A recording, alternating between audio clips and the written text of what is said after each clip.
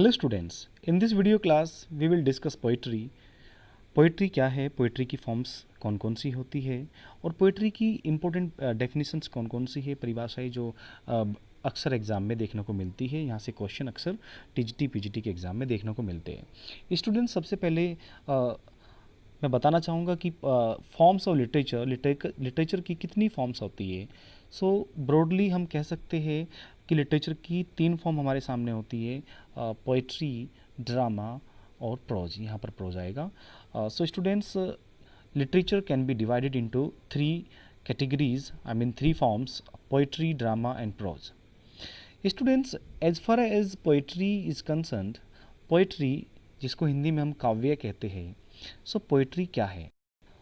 Poetry is an imaginative and aesthetic recreation of the world. ये general सी definition है poetry की। Poetry is an imaginative and aesthetic recreation of the world. Imaginative means आपको पता है, imaginative means कल्पनात्मक, aesthetic means सौंदर्यात्मक, सुंदरता से भरा हुआ, जिसको कलात्मक कह सकते हैं, और रिक्रिएशन का मतलब होता है बहलाव या मनोरंजन। So students, poetry is an imaginative and aesthetic recreation of the world. Students, अगर आप टीजीटी या पीजीटी की तैयारी कर रहे हैं तो आपको पोइट्री की कुछ डेफिनेशंस तो याद होनी ही चाहिए, क्योंकि अक्सर पूछ लिया जाता है, इंटरव्यू में भी अक्सर पूछ लेते हैं कि पोइट्री क्या है, आप बताइएगा। तो आपको दो तीन डेफिनेशन कम से कम पोइट्री की आनी चाहिए और उन्हीं पर हम चर्चा कर रहे हैं।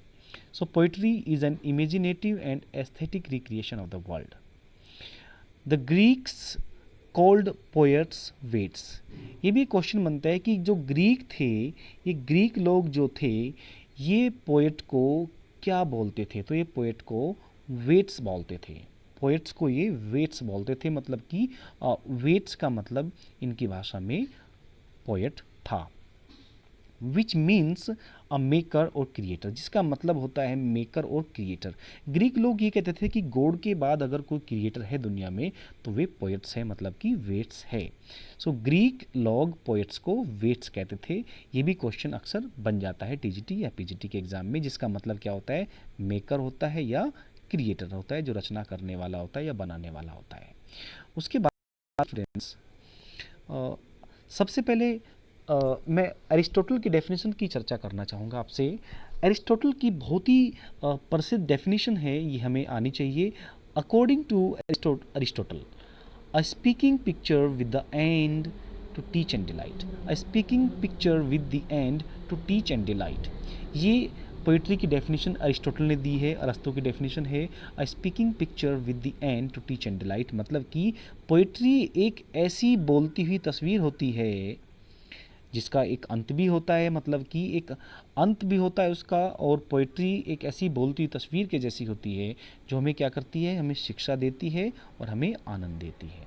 सो a speaking picture with the end to teach and delight, ये डेफिनेशन अरिस्टोटल ने दी है। बहुत बार क्या करते हैं, एग्जाम में पूछ लेते हैं कि भाई a speaking picture with the end to teach and delight, ये डेफिनेशन किस पोइट ने दी है। नीचे ऑप्शन दे देंगे आपको, अरिस्टोटल दे दिया आपको, प्लेटो दे दिया आपको, वर्ड्सवर्थ दे दिया, या पीबी शैले वगैरह किसी को दे देंगे और आपको पूछेंगे कि इनमें से टिक लगाओ कि कौन सही है, तो आप वहाँ पर टिक लगाएंगे अरिस्टोटल को। सो उसके बाद देखिएगा, एक वर्ल्ड फेमस डेफिनेशन है पोइट्री की, मैं इसके बारे में चर्चा करना चाहूँगा। विलियम वर्ड्सवर्थ की डेफिनेशन है, बहुत ही इंपॉर्टेंट और बहुत ही फेमस डेफिनेशन है। Poetry is the spontaneous overflow of powerful feelings. Poetry is the spontaneous overflow of powerful feelings. It takes its origin from emotion, recollected in tranquility. William Wordsworth, आपको पता है William Wordsworth great romantic poet हुए हैं। और William Wordsworth जिनको poet of nature भी कहा जाता था, हार्बिंगर ऑफ नेचर भी इनको बोलते हैं। तो विलियम वर्ड्सवर्थ ने पोइट्री की डेफिनेशन क्या दी है, इन्होंने कहा है कि poetry is the spontaneous. Spontaneous का मतलब होता है स्वच्छंद, ओवरफ्लो, एक ऐसा स्वच्छंद ओवरफ्लो है किस चीज़ का, पावरफुल फीलिंग्स का ओवरफ्लो है। इट टेक्स इट्स ओरिजिन, जिसका ओरिजिन होता है कहाँ से, इमोशन से होता है।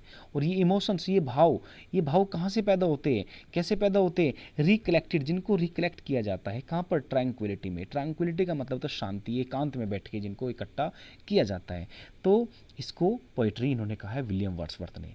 सो विलियम वर्ड्सवर्थ की डेफिनेशन क्या है, poetry is the spontaneous overflow of powerful feelings, it takes its origin from emotions recollected in tranquillity.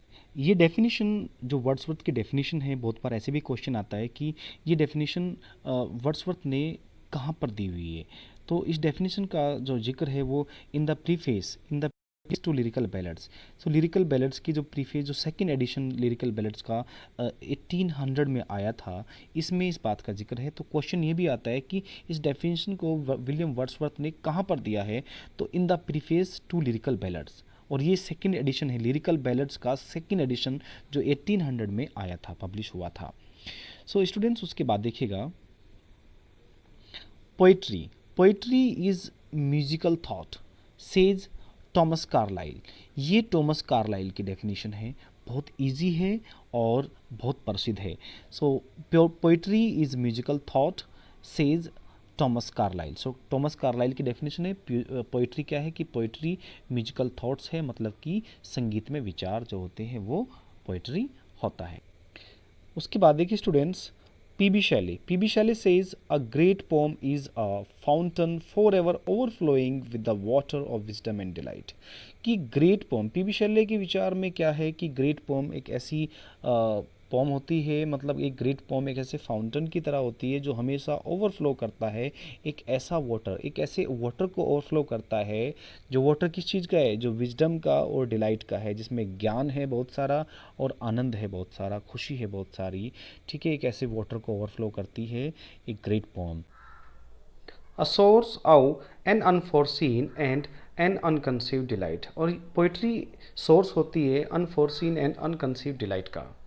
उसके बाद देखिए स्टूडेंट्स, फॉर्म्स ऑफ पोइट्री की कौन कौन सी फॉर्म्स होती है देखिएगा, epic, mock epic, sonnet, ode, lyric, elegy, ballad, etc. These are very important forms of poetry. So students, if you want to crack TGT PGT, so you must know all of them. So students, in our upcoming videos we will discuss all of them one by one. So please keep watching, keep learning. Thanks for watching this video. Thank you very much.